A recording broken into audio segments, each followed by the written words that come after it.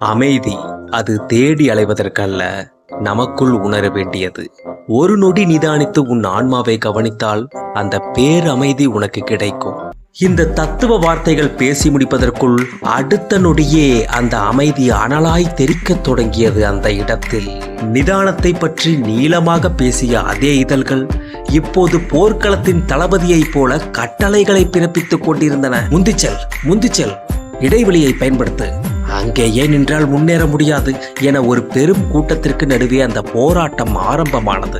ஒருபுறம் சில நிமிடங்களுக்கு முன்பு அன்போடு அறிவுரை சொன்ன பாசம், மறுபுறம் இலக்கை அடைய வேண்டும் என்கிற வெறித்தனமான வேகம். அந்த இளைஞன் திகைத்து போய் நின்றான். தனக்கு நிம்மதியை போதித்த அதே கைகள் இப்போது கூட்டத்தை விலக்கிக் கொண்டு அவனை முன்னே தள்ளி கொண்டிருந்தன. தத்துவங்கள் காற்றில் பறக்க அங்கு விவேகத்தை விட வேகம் மட்டுமே பிரதானமானது.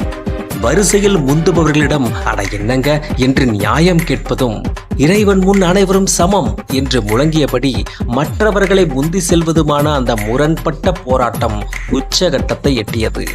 மற்றவர்களுக்கு அறிவுரை வழங்குவது ஒரு வினாடி வேலை. ஆனால் அந்த அமைதியை சோதிக்கும் ஒரு சூழல் வரும்போது அதை கடைபிடிப்பதுதான் ஆகச் சிறந்த வாழ்வியல் கலை. சொல்லுக்கும் செயலுக்கும் இடையே உள்ள தூரம் குறையும் போதுதான் ஒரு மனிதன் முழுமையடைகிறான்.